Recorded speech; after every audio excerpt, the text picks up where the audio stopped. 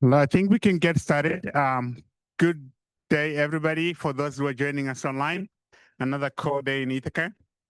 We won't be meeting next week because of Thanksgiving, but we still have one more class discussion at the end. And we'll give you a little bit more information then about the final assignment for the class. But it's basically, 3 to 4 page reflection each day. You can focus on about 3 to 5 different speakers. The guidelines are posted on Canvas, but we're going to go over them in the first day of class, which is going to be the first week of December.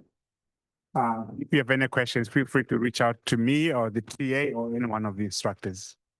So with that, it's my distinct honor and pleasure to introduce our speaker today, who is a good colleague and friend. Good to be able to introduce somebody without reading notes. Professor Jenny Aker is the Dan Sisler Professor of Development in the Department of Global Development. She is coming here from Tufts University. She's done a lot of work that's mostly in adult education, financial inclusion. What else? Yes. Yeah, And agricultural markets. She's an agricultural economist by training, coming from Tufts University. And today she's going to be sharing some of her new exciting work in the space of digital agriculture and digital financial services in Niger. She has worked in about 20 African countries, as well as Haiti and Guatemala. Yes, in addition to that, so she's got broad, wide experience, and I really look forward to hearing her remarks. The title of her talk is "If You Build It, They Will Come: Barriers to the Adoption of Digital Financial Services in Niger." Please help me welcome Professor Aker. Thanks, everybody. It's really a joy to be here today. I'm not going to be talking about natural resources, but I do a lot of work in natural resources. So I'm excited to be presenting this because this is quite new. We just finished some of this work recently. And I think, the reason I have so much experience is because I'm old. And if any of you would know, if you watched an old movie called Field of Dreams with Kevin Costner, it was all about if you build it, will they come? And that is the reference. And if you didn't get that, that shows that you are much younger than I am. But it's a good film.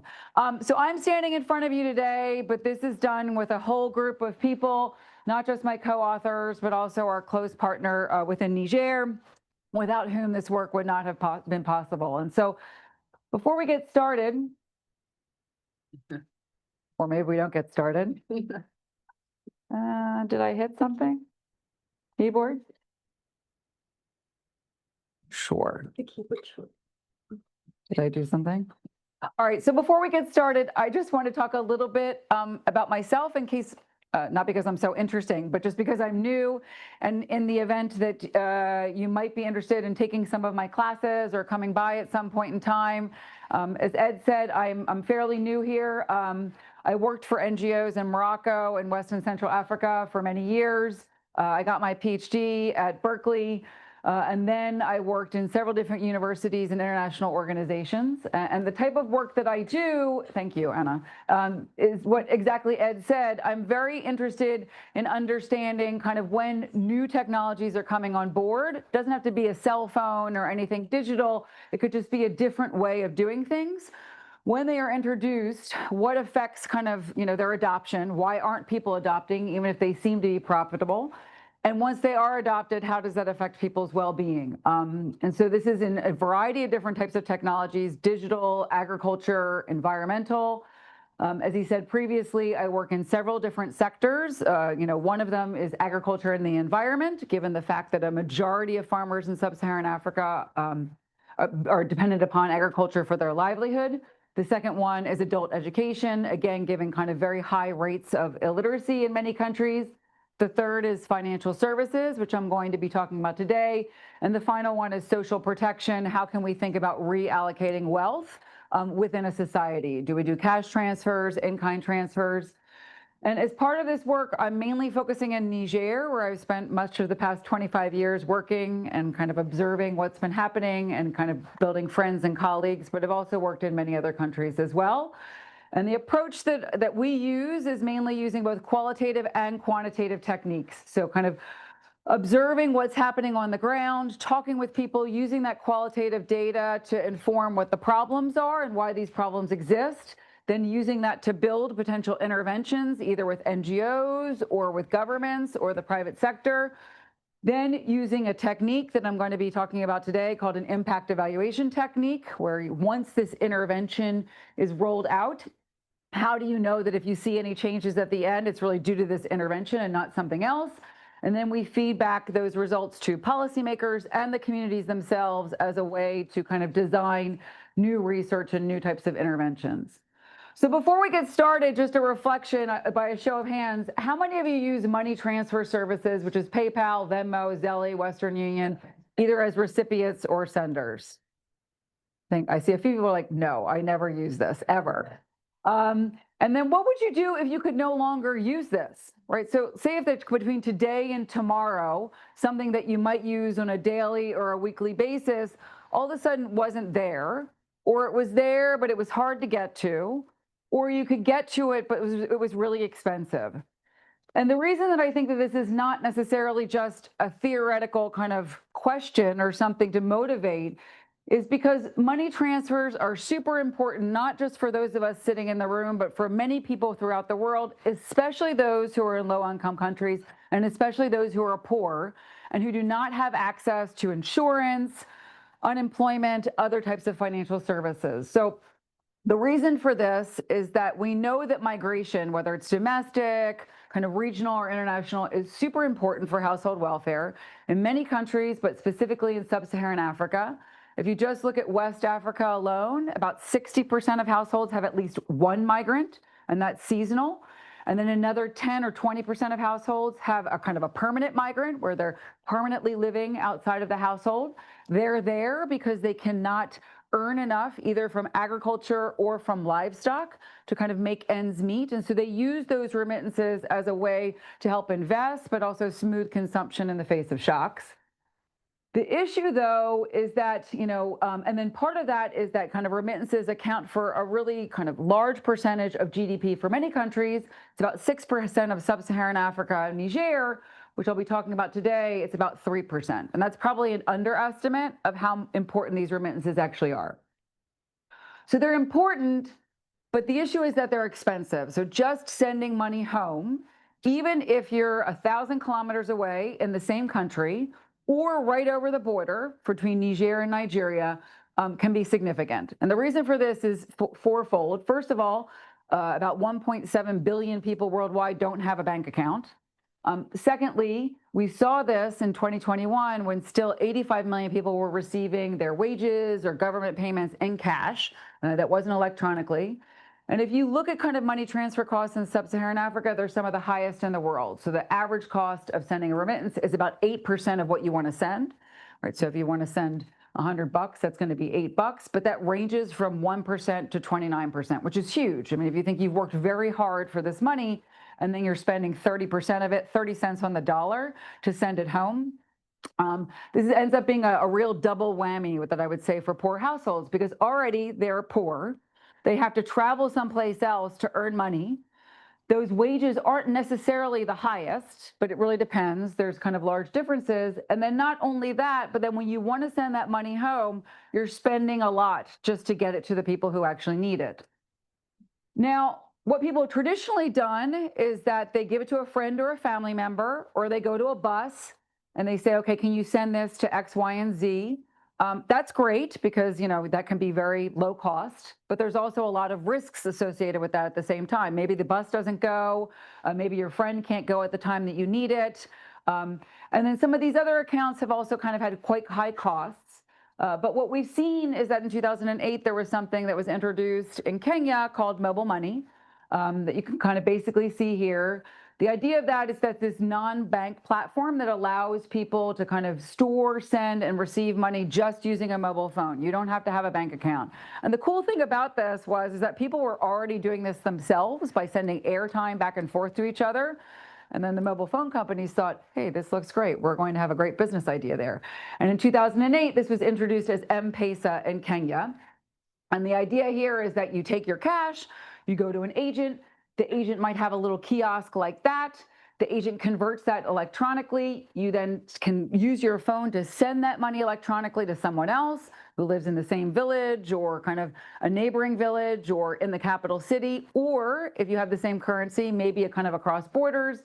And then that person goes again either to a store, but more likely goes back to another agent and tries to get that cash out. And the idea here is that you can have it with you at all times. In theory, it's going to be lower cost, and it should be a little bit faster than the other alternatives and safer. So what we've seen since that 2008 is that this technology has really taken off like gangbusters. So over to the left-hand side in 2014, you can see that in purple, it really took off in Kenya and Tanzania and neighboring countries. But we've also seen it take off in other countries within sub-Saharan Africa as well. Almost every single country in sub-Saharan Africa has at least one kind of mobile money service provider, if not at least 3 or 4. They don't need to be associated with banks. In some countries they do, given certain type of regulations. And so we've really seen this take off and offers kind of new types of opportunities. And kind of there's been a lot of evidence dating back to 2009 that shows that this new technology reduces the cost of sending money as compared to the alternative, friends, buses, hawalas.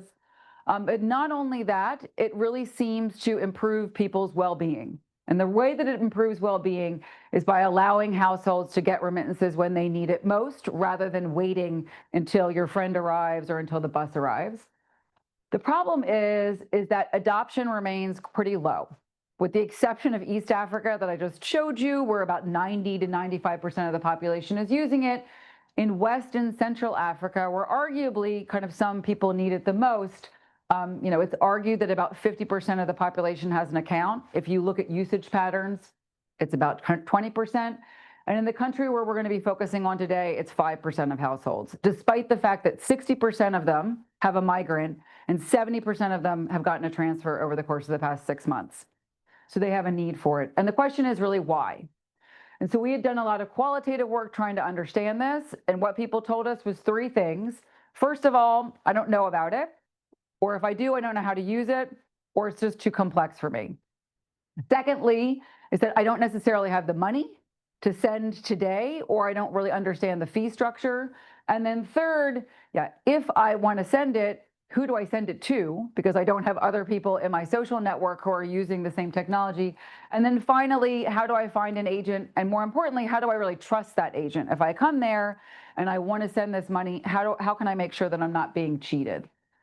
So what we tried to do in this first stage of this research was to work with kind of a local NGO to address some of these constraints, some of what I'm calling the demand side constraints, the household level constraints, not the supply side constraints. We're working on that right now, which is the agent level. And we did this by doing a very simple information intervention, not a full-fledged training, just a simple kind of 5-minute discussion about mobile money and what it was.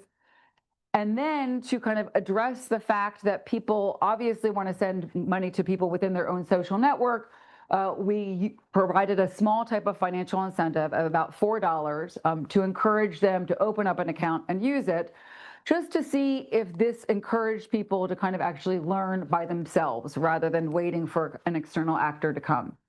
And the results that we have, in case I run out of time looking at the clock, is that basically all of these interventions improved people's knowledge. People knew more about mobile money and this important product at the end, but just providing information alone was necessary but not sufficient to change adoption.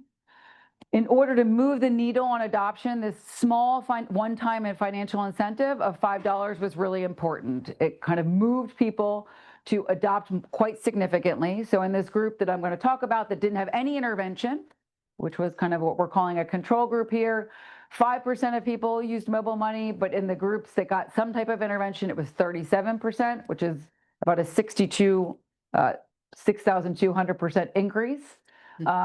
25% of households received a transfer via mobile money in kind of the intervention groups, which was an increase of 66%. And most importantly is that this persisted well after the end of the intervention. This wasn't like a one shot and people did it and they were like, thanks a lot, we're out, which is what we had seen previously when we had done work. They did it once and that was it. That they really kept on kind of using this technology again and again after the end of the intervention. Then on the welfare part of things, which I think is actually more exciting because, why use something if it's not useful? Why would we encourage people to use something if it's not useful? Is that, the amounts that people were receiving wasn't enough that was going to be transformative, getting them out of poverty. But there was a number of households that had shocks, either very important health shocks or someone in their family died, or there was another type of agricultural shock. And those who had access to this technology in the face of those shocks were able to kind of withstand them. They could smooth their consumption. And more importantly, they didn't miss medical expenses. What people would say is often if they had a shock, they would just not go to the doctor or not visit kind of the hospital when they needed to. And with this mobile money, they could kind of call up a friend or family member and say, hey, could you please send me $5 so that we can do this medical visit?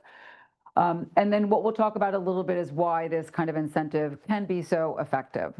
So just to give you a little bit of information in Niger, Niger is a landlocked country located in West Africa. About 94% of the population lives on 20% of the land area, which is why my whole other area of research is really on land, agriculture, and the environment in Niger.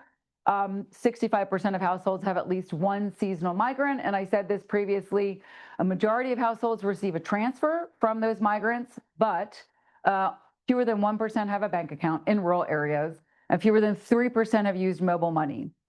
And the reason that these kind of transfers are so important is really evident by kind of the growing season that you see here. It's a unimodal rainfall distribution, one rainfall, one rainy season, very low levels of rainfall, right? So when a shock hits and your production goes down, you really don't have a lot of other means to recoup that other than through kind of remittances. And so migration is a very important aspect of people's lives and livelihoods within Niger.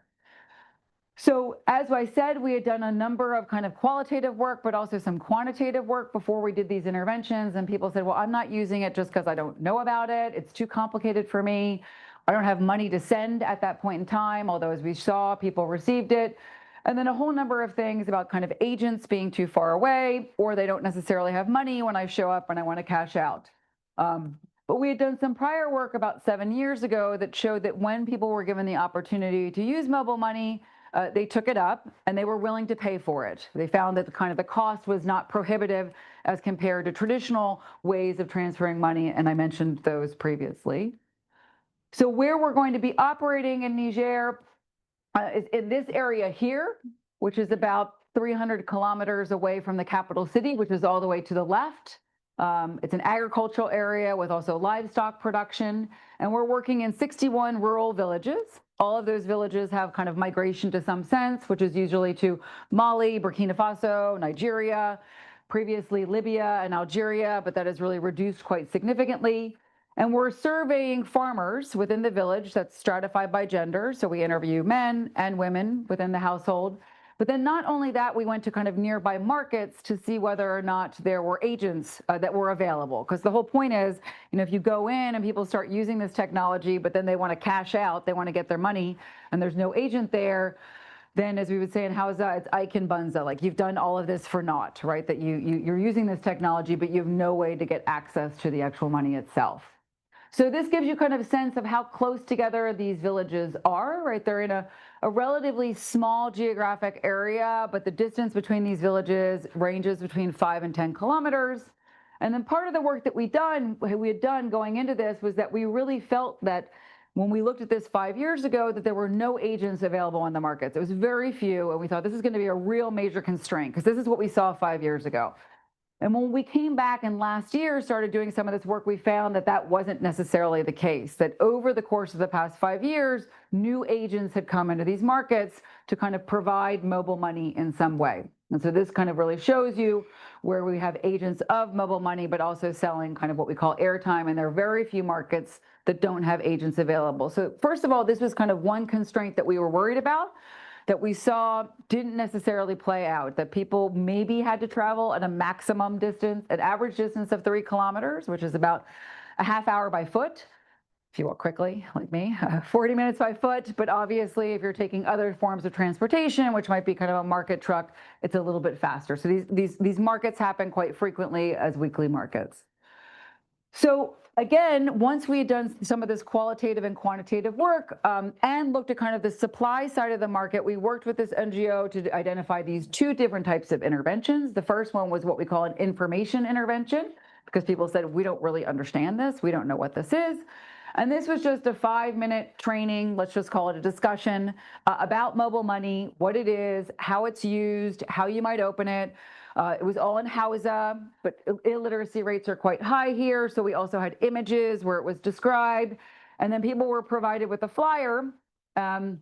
And they were kind of encouraged to look at the flyer and kind of share that with other people, right? So, and here what you see are these 3 different models or ways that you could use mobile money. You know, one is that you go to an agent and then you can kind of send it to someone who doesn't have a mobile money account, but just via code. Another one is that I could just send it right to an agent. And the third one is where you would send it directly to another household. And kind of the one down here was the one that people were really anchoring on. So the first one was, what happens if you just give people information? This is, in theory, something that could allow people to be empowered to do this on their own. But, you know, in some cases, what we've seen is that information can be necessary but not sufficient. I talked about all of these other constraints here, and those constraints were really just, yeah, what about my network? Do I have enough liquidity? So the second one was basically, we said, you know what, information might be necessary but not sufficient. You know, people often, when we want to try something out, we have to learn by doing ourselves. And that learning by doing was kind of an offer that we made to say, if you kind of are able to open up an account and receive a small transfer, it could be just as much as 50 cents or $1 from someone else, then we're going to provide you with about $5 where you're going to split it between you and the person who sent you the money. So it's a small incentive. It's one time to allow, or in the hopes of allowing people to overcome this kind of barrier, this constraint to figuring out, how do I open an account? How do I receive a transfer? How do I actually go and get this money?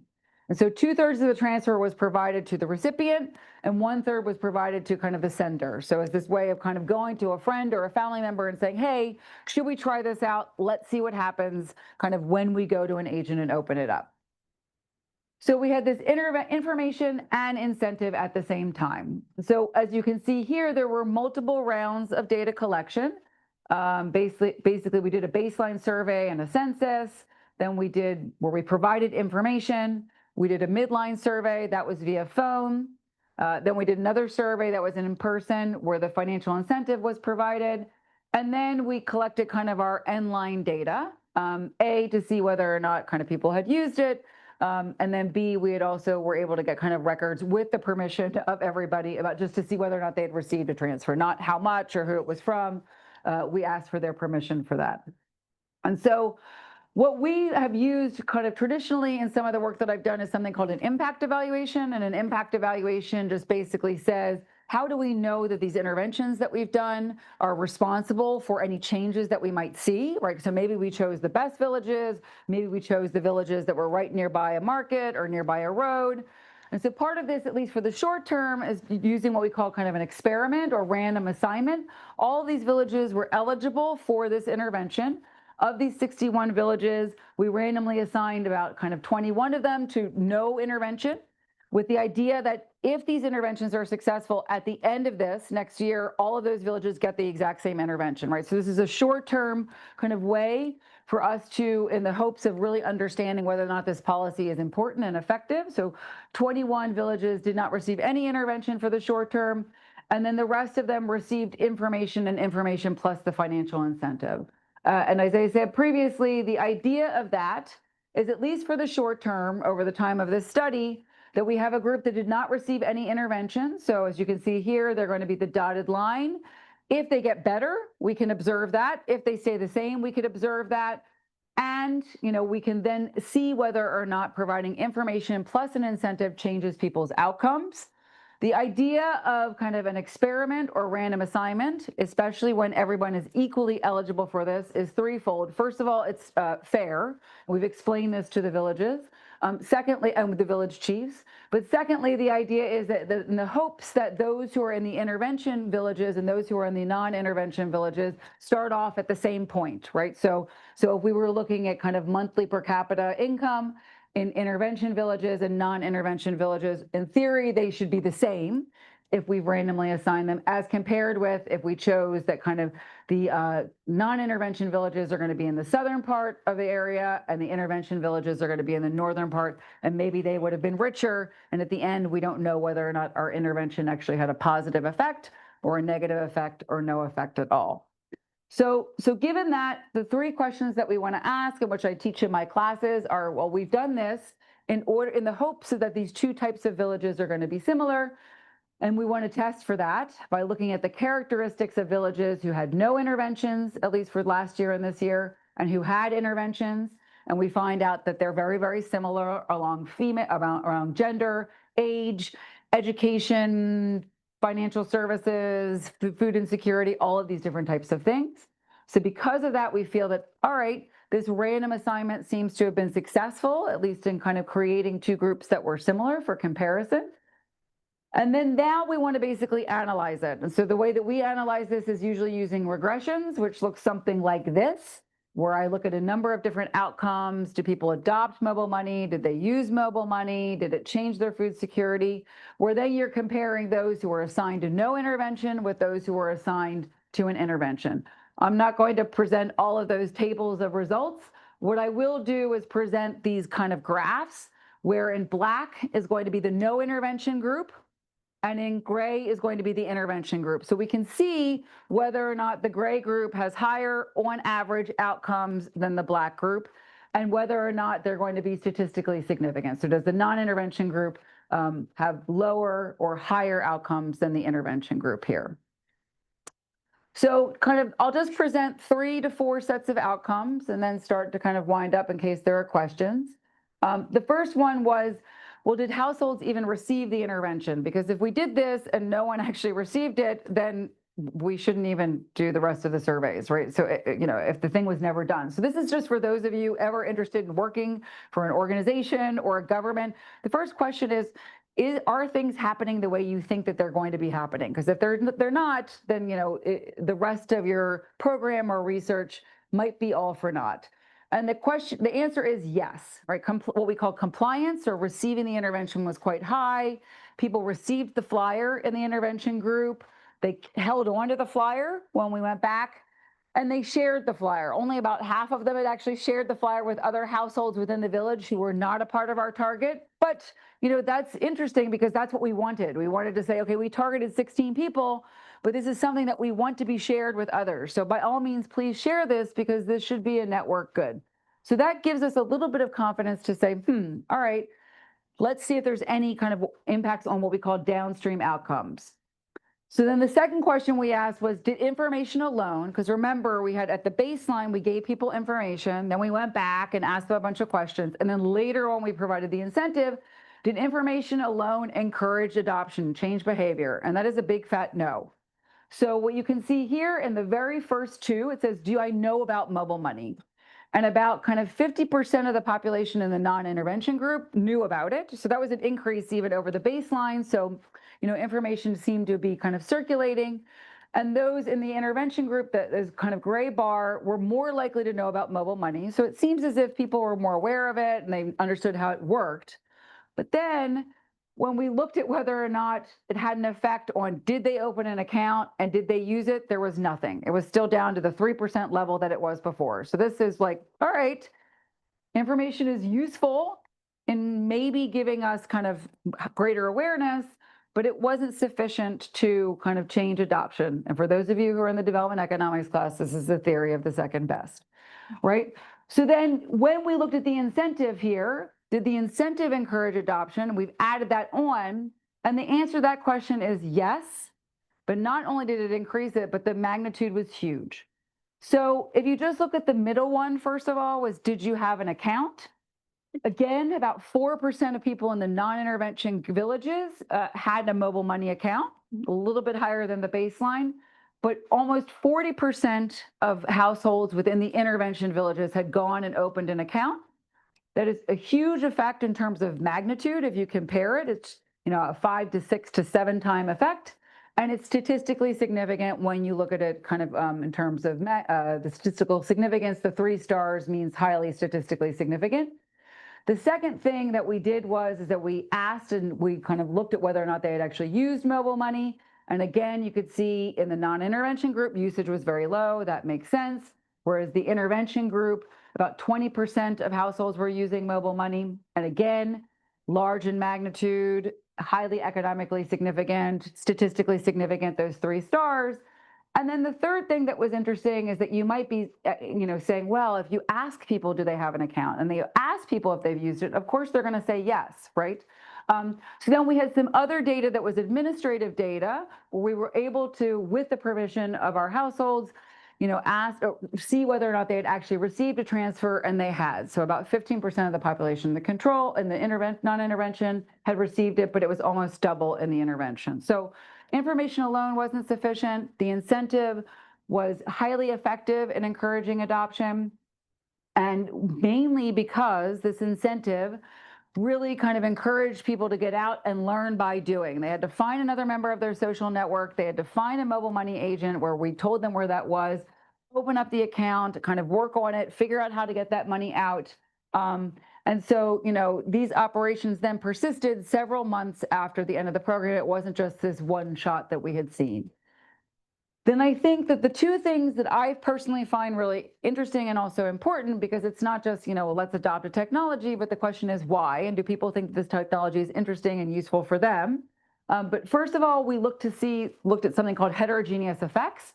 Do these effects differ by baseline characteristics? You might think that those different genders or had mobile phone ownership or migration status or land size or household size, they might respond differently to these interventions. And surprisingly, we found what we call no differential effects. These interventions were neutral in the sense that everyone took them up at a similar way. I was very surprised by that. I really felt that those who already had a migrant were going to be, for sure the ones to be taking this up, and everyone did.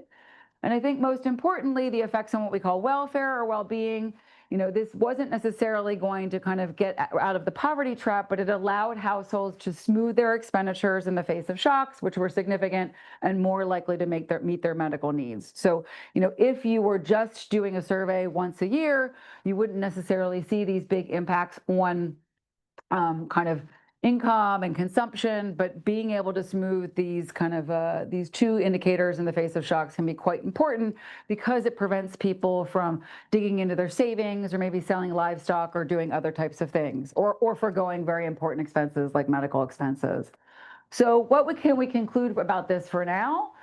What I would say is that, this very low cost intervention, kind of a flyer and information, plus this incentive has the potential to help, in this case, very vulnerable households mitigate impact of shocks, but information alone is not sufficient. When we look at kind of cost effectiveness, because the question is, well, this is what we did, could we do other things? Is it cost effective? If I were a policymaker or an NGO or the private sector, in this case, these mobile phone operators, could I do something else that would have a higher impact? And so far from what we've seen, this is pretty cost effective, or, it does cost, but in terms of the benefits, it remains quite effective.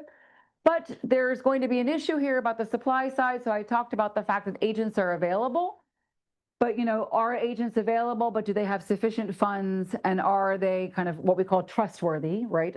In the sense that once people go there, they feel as if they're not going to be cheated about this? Because if these interactions are going to be negative, then that's going to disincentivize people to keep on using it. So that's kind of what I was talking about today. I'll just briefly go through some 4 other things that I'm doing in my 3 minutes. I do a lot of work on natural resource management and kind of very degraded soils. There's something called a rainwater harvesting technique. And so we've worked in Niger with the Ministry of Environment and an NGO to really understand what types of interventions can be the most effective in encouraging adoption of these rainwater harvesting techniques. And once they're adopted, how does that affect soils, agricultural production, and income?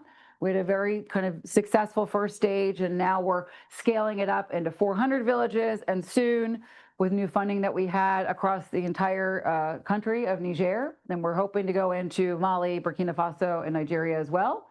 Those are demi-lunes from space. They're real half moons. They're really cool. Just Google it. Anyway, the second one that is, we've done some work on kind of agricultural storage, because once you produce with better land, maybe you can't necessarily store. So we've worked a lot with these kind of different types of storage technologies that don't use pesticides, which are there, but not very often used. And so I've done some work here with Brian Dillon over in the Dyson School.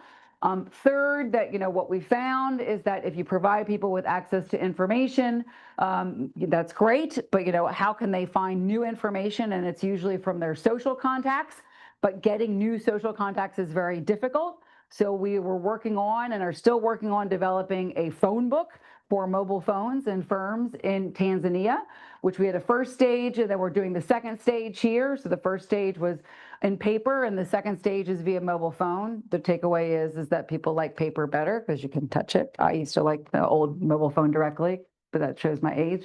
And then the final one is that you might have a mobile phone directory. That's great, but then what happens if you can't actually read it? And so a lot of the work that we're doing, I've been doing for the past 15 to 20 years, is really for those adults who have never been able to go to school, who are classified as neoliterate or non-literate. Is there a way to use information technology so that they can learn how to read and write in their language, which in this case is Hausa, Zarma, or Fulani? And this is kind of the cool thing we're working on now, and I will leave it there. Thank you very much.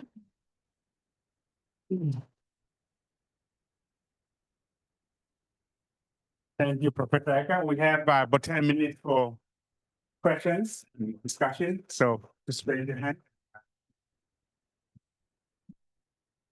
Hello, my name is Anjali. I'm a senior studying global health with a focus on implementation science. And first, I just want to say it's such an interesting study. Thank you so much for coming and presenting this work. My question is about one of the barriers that you mentioned to the use of the mobile money service, which is trust. Yeah. You mentioned that a lot of people who want to use this service end up not using it because they can't find an agent, they can't find someone trustworthy, and it's difficult to differentiate a real service from someone who's scamming that. And I'm curious, you noted, I think in your results section, that even in the control group, you had 50% of people were already aware of money. I'm wondering, A, if you think that your recruitment process might have selected for people who were already a little bit trustworthy of this and were willing to hear about it or willing to receive money to use it. And if so, if this is a limitation of your work, how you might look at it in the future, or what further studies can be done to address that barrier? Yeah, so it's like an external validity question, or should I wait? No, go ahead. I'll forget. I can write down. Okay. Go ahead. So it's an external validity question, right? Basically, how do you just choose who's in your sample? Like what village is in the sample? So people within the village. The criteria for the study was just that you had to be a farmer in the village. So we did a census of all of the households, and then based upon that census, we couldn't do it with everybody. So we had a public lottery within the village where we randomly chose 16 households, and then within that could we interview the primary male within the household and the primary female within the household. So I do feel confident that we're speaking to kind of a higher external validity, that there was nothing about our recruitment process that really found people who are more trustworthy. For sure, though, these villages have high rates of migration. So if you went into other areas that were very far away or very kind of few migrants, that maybe we couldn't necessarily speak to that. And secondly, what we are working on now is this idea of people did not necessarily express lack of trust in the agents, but this has been an issue that's come up in other countries, in Tanzania and Uganda and elsewhere. And our own prior work in this area showed that not knowing what the prices were and how much you actually should be paying can open the room for lots of potential corruption, for lack of a better word. And we're trying to understand whether that exists as a problem now. And if it does, are there ways to overcome it so that people aren't targeted? Yeah. Thank you. Next question. Hi. Thank you. Can you hear? Yes. Frank, Fulbright entry fellow from Ghana. Yeah.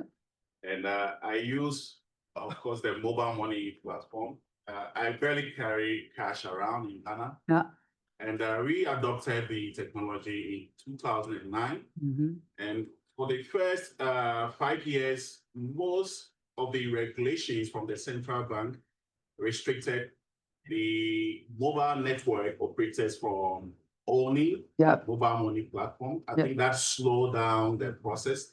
I just wanted to know the outlook in Niger in terms of regulatory restrictions. Yeah.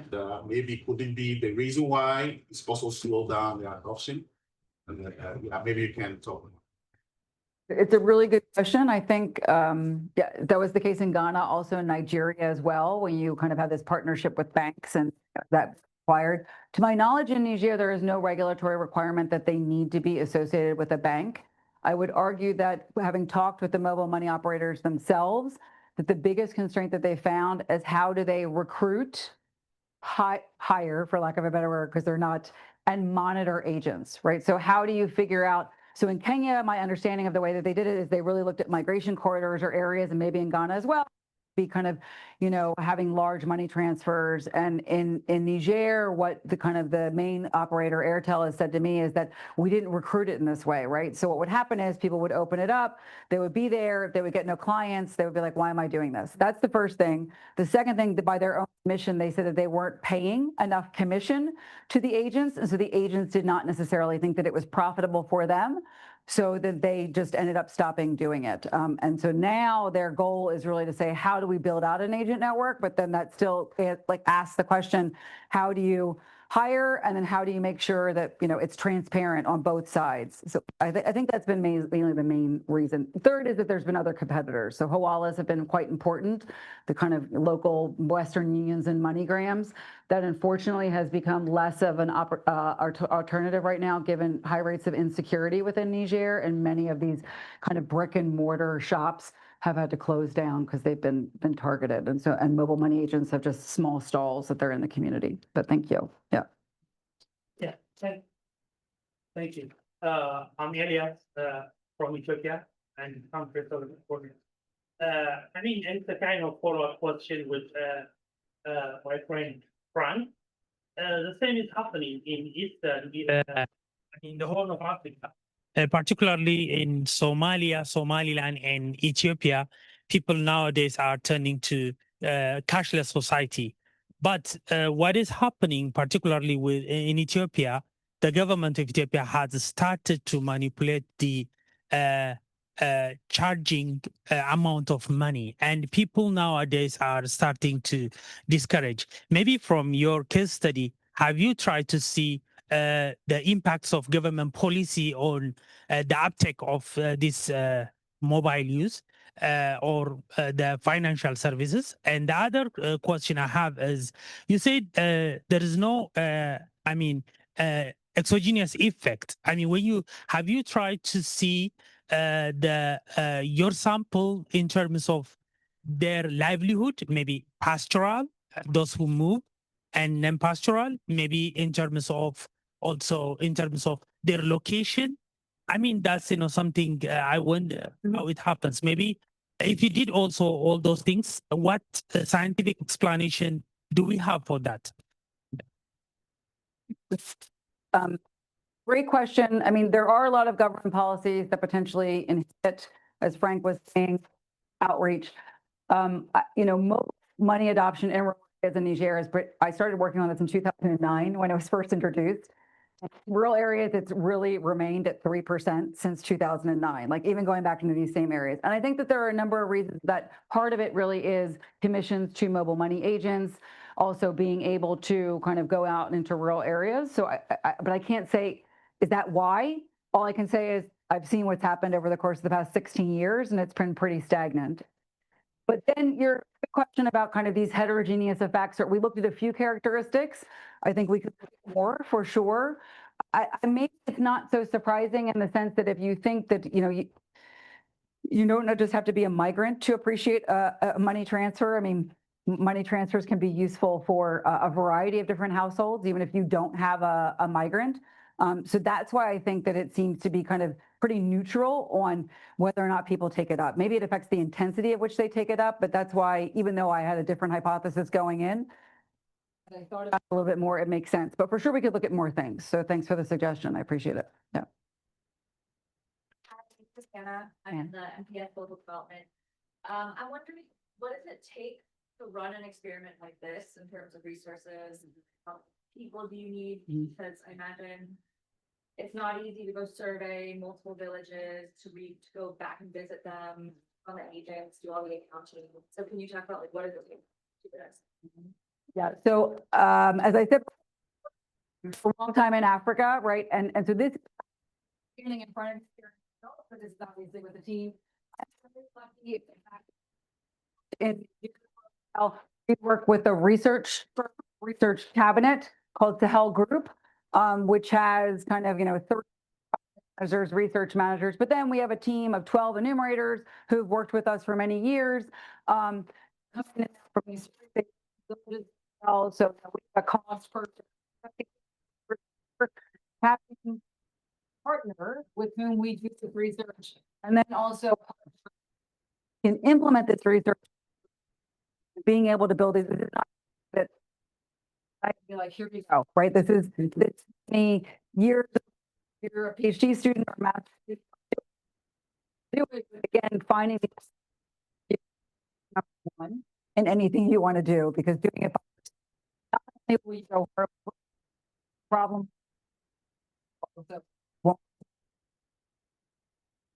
So I'm happy to talk with people about how to do that if you're just starting out. Was Richard and some stories he's the mobile money class, and I'd like to offer some from Cambodia as well. Just looking at like through the lens of migration, might overlook the like urban rural money transfer that goes on. Yeah, because family in rural areas obviously have family in urban areas or something. They might have higher income. Right, like cross boundary. Does Airtel mobile in Niger? They do not. There's 4 mobile money service providers. Airtel is large in some areas, and Orange, which is now good one, because it's a big one. But I think it's in cases like Kenya, where M-Pesa obviously has had a de facto monopoly for a while. That can be an issue. Was that your question about? Yeah, kind of monopoly of like different these mobile transfer companies, they target different things. So well, there's one that targets like cross migrant there's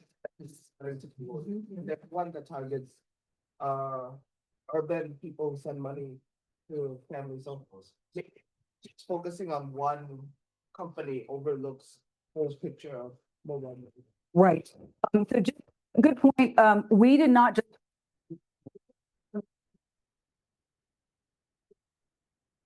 couldn't see. It was basically these 3 different companies, right? So this is we all with Airtel. We said this is how you could do it with any one of these companies, and this is how it actually works.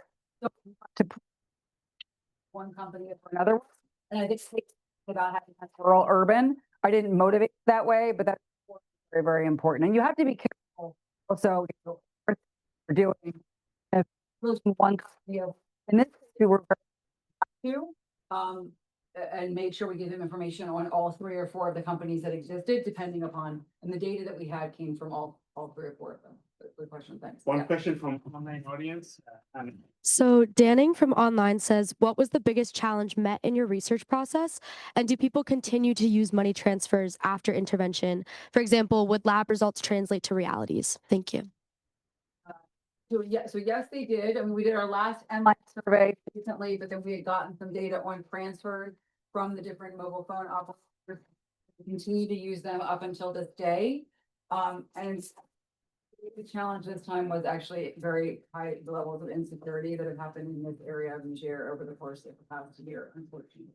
That's been our biggest difficulty with making sure the team is secure, but also having people who are going to be interviewed and really figuring out, do you go into certain areas? Some areas we just didn't go into, so as to avoid putting people at risk.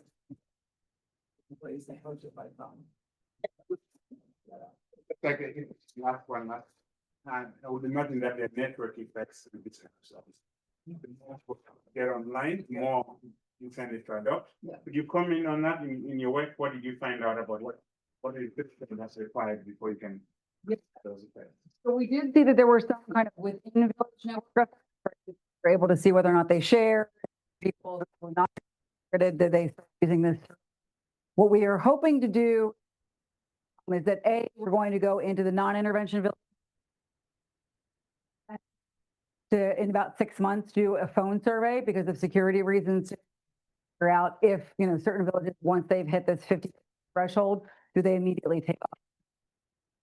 Thank you very much.